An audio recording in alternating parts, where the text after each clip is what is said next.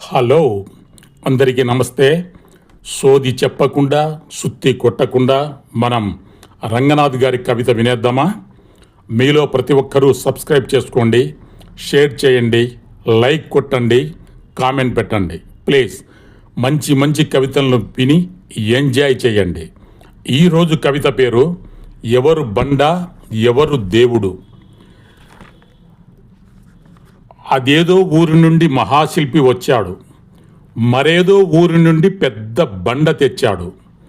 6 అడుగులు కొలతబెట్టి బండను ఖండించాడు, మిగిలిన 3 అడుగుల ముక్కను పక్కకు తోసేశాడు. 6 అడుగుల బండేమో విగ్రహమై వెలిసింది, 3 అడుగుల ముక్క బండ చాకిరేవు చేరింది. కంపు కంపు మనసులన్నీ దేవుని ఎదుట నిలిచాయి, కంపు కొట్టే బట్టలన్నీ బండ చుట్టూ పేరాయి.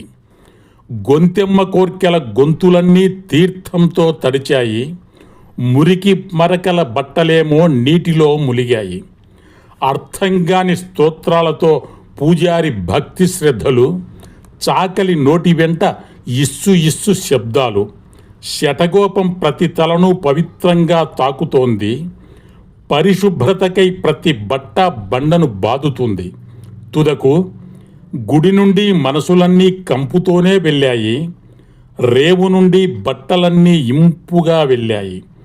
గుడిలోని దేవుడా, రేవులోని బండ, ఎవరు దేవుడు ఎవరు బండ?